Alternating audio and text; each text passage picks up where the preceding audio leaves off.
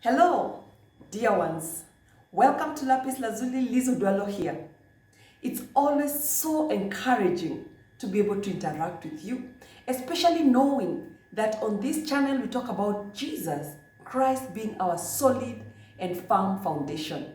We are always grateful that we can be able to interact and just be able to build one another.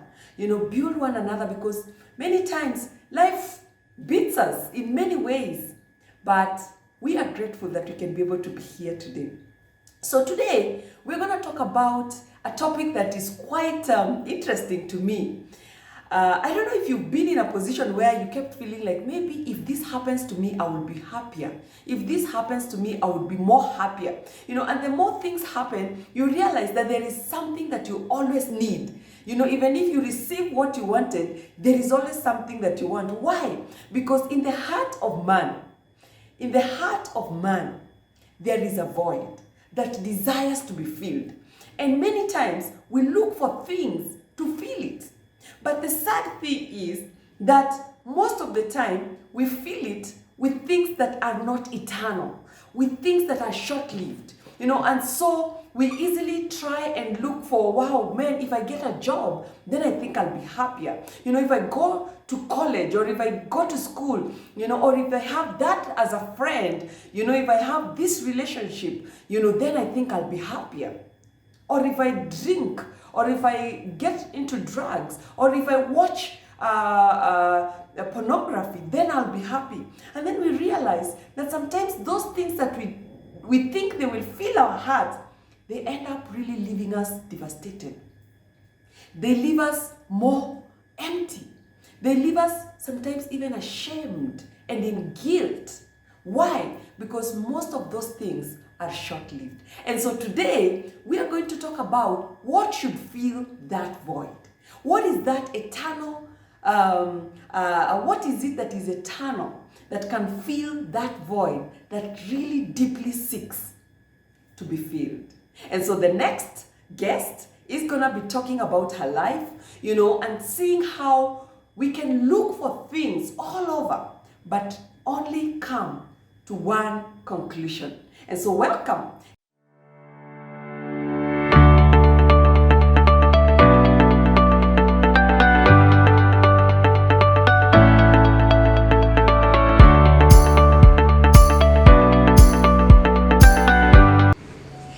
Hello, welcome to the Lapis table. Right now we're going to have a great time of testimony. And dear ones, it's just been so encouraging. I want to take this opportunity first of all to say thank you so much for just viewing us, interacting with us, and just allowing God to be able to keep helping us know that He is our firm foundation. Today we are going to talk about topic that is quite deep, and let me start by saying that in the heart of man there is a void that desires to be filled, and many times as human beings we desire to fill it so badly that we end up looking for things all over the place to be able to fill that void. Sometimes we look for pleasure, and so we feel like, maybe if I'm happy, if I look for something that will make me happy, then that void will be filled. Sometimes we look for relationships, even if it's a compromised relationship. We go for anything so long as we are happy, just to fill that void. Sometimes it can be work, achievement, career, education, name them. And it's not bad to go for those things, but it's important for us to know that that does not fill that void that is there. And so today we are going to talk about how, or what is it that fills that void? What is it that should fill that void that we have as human beings? And today at the Lapis table we have a very special guest that is going to be sharing with us about this topic, and just being able to share her life, her testimony, looking at where she came from until today she feels fulfilled. That does not mean that we now live a perfect life because that void is filled, but what it means is that now we experience peace, that comes from God. And so on the table today, we have a very special lady. She's a beautiful lady. She's actually all-rounded. And I would want to just go to her and request her to introduce herself. And probably maybe you can tell us who are you and, you know, something that people don't know about you. Wow, hey, what an introduction. Yeah, my name is Margaret. I'm married to the most handsome man, Oh, Margaret nice. and God has blessed us with 2 amazing children, and we are happy. Yeah. Amen. Yeah. Thanks for sharing that. So what do you do with yourself, Margaret? Okay. Actually, Maggie is one of the people that God was so generous when He was giving out the talents and gifts, you know. I'm an actor, I'm a cook, I can cook, and also I can sell anything so long as it's legal here in Kenya. I'm a business lady, you know? I like that. And also I'm a songwriter, and by the grace of God, I've been able to record an album titled Q, Past, you know? Yeah, so it's up there. Oh, so maybe we should listen to Q.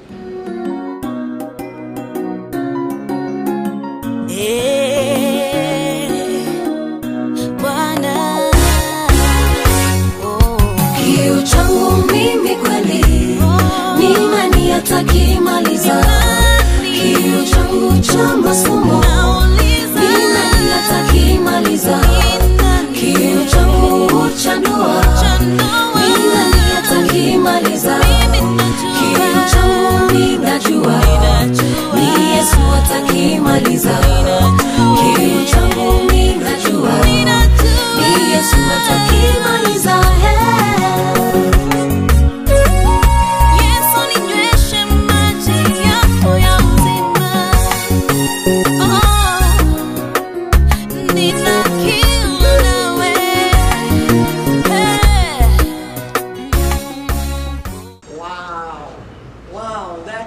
Wonderful song. Wow, man, please tell us about Q. Wow, the song Q actually is just like a testimony to me. And you know the way you can cast, we have cast for different things, and yet it's only Jesus who can quench this thirst. So true. Yeah. Wow. Yeah, so Q is thirst. Yeah. You know, and as we started by saying that we all have a thirst. You know, and I love your song. You know, you say it Q Chandoa, you know, my thirst for marriage, my thirst for love, my thirst for education. You know, who will feel it? And I just love the way you say Jesus will feel my thirst. That's so amazing. So maybe we can start by you sharing with us, how was it growing up? Wow. Growing up, I grew up in a family of 4, and I was the last child. Wow. I was the last born child, and we were 2 boys and 2 girls. Yeah, so during my early life, it was all rosy. We were enjoying life, you know. And until I was in class 8, that is when life changed. My mom became sick, and financially we got strained a bit, and I had to go to a country. Yeah, so I went to a country to live with my grandma at class 8. So I stayed there until I was in Form 2, high school Form 2. And that's when I came back to Nairobi. On coming back, life wasn't also very. Actually, it has gone to worse. Like life hadn't changed really much. Yeah, so I came, and you know, I had that task of just wanting to go to school because now I was in high school. My mom was sick. I couldn't get school fees to go to school. And so I sat down and I started strategizing. And that's when I decided I'll be going to these upcoming schools, go and lie. Like I tell them my mom was sick. So I could just go tell them my mom is sick and she has told me to come to school so that I study. Wow. When she gets better, she will come and pay the school fee. So I could hide in there for maybe 1 week, 2 weeks. And you know, with hiding, you can't hide for long. After 3 weeks, maybe I will be summoned and told, where is your mom? Why haven't you paid school fees? Yeah. And then I disappear. I start looking for another school. So I went to another school. I did the same thing. I told them that my mom would come, and my mom is sick. My mom would come to pay. And the same thing happened. After 1 month, I was chased away. You know, I could actually go, borrow my friends. I could go to schools where my friends are. So I to get their clothes. I go to school with that uniform, because now you're not coming back telling your mom, I found this school, I want money. And you know, you basically see that there's no money. So until I went, I think I did that for about 4 schools. So on the 4th school, I went, and you know, when you're out there, so there was this group of mine in school. So we sat down and thought, like, how can we get extra money? How old are you this time? I was in, I think, Form 2, Form 3, from here. 17.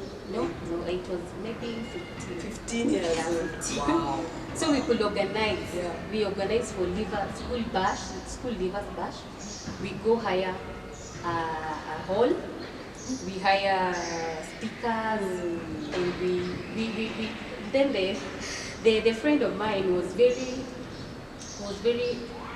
good at thinking outside the box. So he could go print posters like upcoming artists are here. You know, there's this event coming up, and I was the upcoming artist. Come on now. Yes, I used to love rapping. You know, wow. I used to rap. Like, I was just deep in. I think I found consolation in writing poems, and also just rapping and writing rhymes. You know, we could sit down and just write, you know. So at the end of the day, we organize, and people come expecting now this upcoming artist.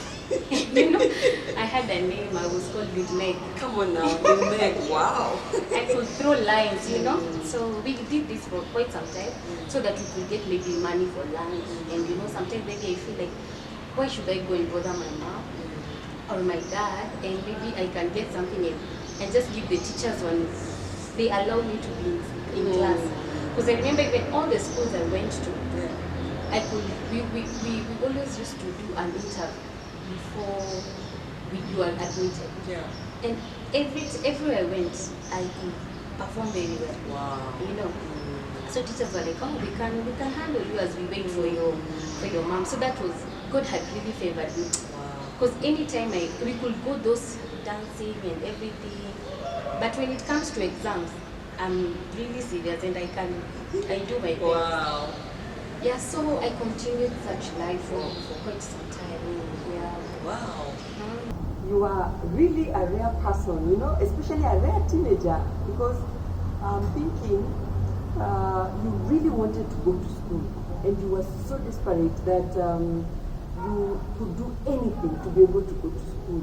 You know, and I'm thinking many times today, many people are always thinking, Fuchs, you know, I don't have money, you know, or there is a reason why I'm not going to school. So that is really commendable. But let me ask you something. So as you're growing up, you were around 14, 13 years old, and you were taken up country, having known that you grew up with 4 siblings. How did that make you feel? How was it? Like, going home up country, you're all alone. I'm just trying to imagine that. Yeah, it wasn't easy. Actually, I felt like I was rejected. I felt like I was left alone to fight for myself. Because I felt so many things, and I think all these things that I felt at some point where when I was in now high school, I tried finding things to fix. So I started drinking alcohol. We could drink, actually, you know, you can't perform and rap when you're sober. Tell me about that. So we used to take something, you know, and when you're high and now you're rapping and the crowd is and you know, sometimes we used to go to bars. You know, you're performing to drunk people, and you're cheering him up, and you yourself, you're drunk. Wow. And now you're throwing your lines and everybody, but you know. And I really used to feel nice, you know, when the crowd is cheering you. And after that, we could do the breakdown, share the profit, and I go home. Wow. You know, you wake up in the morning, you're tired, you don't even remember what happened yesterday. Wow. Wow. Oh, wow. So you are 15 years, between 15 and 16 now, and now you learned to survive. And so you're looking for money everywhere, in whatever way. And so one of the things that you looked for was drinking. And so you drink. Maybe tell me a little bit about drinking, like, so would you drink on weekends? Would you drink, like, how was it? I could drink maybe if there's a show on Friday, you know, you have to be high so that you perform, you know, so that you don't like see people, you just see yourself on the road to stardom, you know, you're seeing yourself going. Wow. And now you could start maybe on Friday, and maybe on Saturday somebody calls like, hey, Lil Meg, there's this gig we need to go to. You show up there, and you know, you're topping up on what you had yesterday. Wow. So you drink again. Yeah. So you wake up in the morning on Sunday, unatoa lock, and you just want to drink again so that you like, I don't know how it used to happen, because we used to drink so that we feel sober. Wow. Yeah. That's it. So you're drunk, and now you want to be sober, so you drink again. Whoa. We say low. You need to draw a lock. Hey, that is serious. Wow. But God is a faithful God. Because I remember in the midst of all that, drinking and partying and organizing things, there's this school I went to, the fourth one. There I went, I did the interview, I passed. I was taken to the class that has bright children. So I started studying, we did exam, I was one of the best. And now, as it was my norm, you know, I used to go tell them my mom will come. And so this time, I was summoned. And I was told, Margaret, you're in class. You've not paid admission fee. You've not paid school fees. You just said your mom will come. And I said, yes, she'll come. I don't know why I had faith. I just said, she will come. And so, by God's grace, my mom came to that school. And so, the day she came, she found the director of the school, the owner of the school, was her friend. They were friends from Tambo. Then they parted, and now she was owning this school. And so now, you know, from there, luck came on my side. So I never now used to worry about school fees and everything. So now I got to class. Now my mom was also, my mom became one of the directors. Wow. Yeah, so now I think sometimes things happen. God answered the prayer of me not being chased from school. But now I also now got involved now with money. My mom will collect money, give me money, send me with a lot of money here and there, you know. And as a young child, you know, when you get money, you just see dressing. You see now partying. So now I could, maybe she could give me money, I lie that, no, you gave me this amount. And she's like, was it not this? I say no. And maybe they may have stolen, you know, I've taken some. So we organize with friends on Friday, we go. Wow. But so there is a lot of bad company. Actually, the way the Bible says, bad company in Corinthians chapter 15 verse 30, it says that bad company corrupts good morals. That's very, very true. Because I saw that. You know, even after I got this opportunity that God had given me, I still was hooked up. This company of mine of now going to party. I still wanted more and more money. Wow.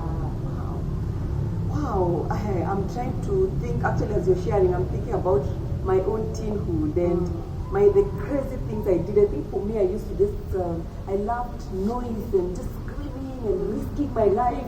And I remember some of the crazy things I did were to walk in the night, you know, and I actually, now, today, when I look back, I'm like, what was that, you know? But, wow, it's just amazing what you're saying, that bad company corrupts good character. And so if we are there and we have bad company, and I don't know where you are at right now, but bad company corrupts good character. And so let's go back to Margaret. So now you have gone in deep inside, because it seems like now you're deep, you know, with everything now. Yeah. Were you feeling satisfied? Were you feeling like by the end of the day, were you feeling like, yes, this is what I'm cut out to do? Unfortunately, no. Because you know, you do all these things, you go, you party with friends, you maybe you try getting a boyfriend, and you think maybe they were satisfied, but it wasn't satisfying.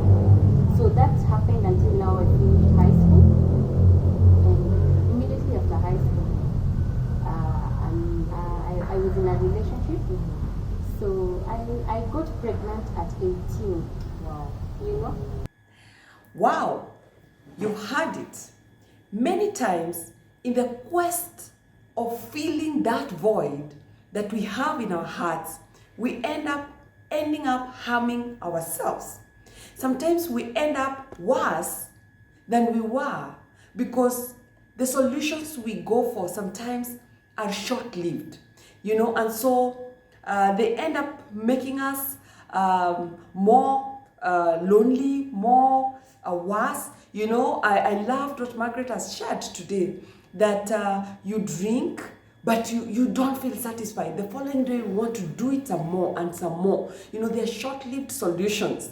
You know, sometimes we get into bad company, or we get into a relationship, and because we don't want to be alone, so we get in, we continue going on, even if it's toxic, or even if it's not right before God, even if it's, you know, it's compromising our convictions, you know. And that's why it's important for us to ask ourselves, why? What do I need to do? You know, what should be what fills my heart today, so that we don't end up empty, you know, because sometimes we can end up so guilty, so disappointed, you know, just because of the choices that we make. Now, our personal relationship with God is what is going to help us have an eternal solution. Our genuine relationships, having people who we have genuine relationships with, you know, finding and replacing what we've been doing that was not right, and replacing it with the good, you know. And so I don't know where you are today, you know, but I want to leave you with a question. What habits have you been trying to do to find happiness, but they've been short-lived? And how can you replace them with the good? How can you be able to replace it with the good? You know, because that is the only way. But the only way for me, I know, is finding Christ as our firm foundation. That is the solution, you know, that is eternal. In our next video, we are going to talk about how can we fill this gap? How can we fill this void that is so deeply rooted in us? Check out the next video.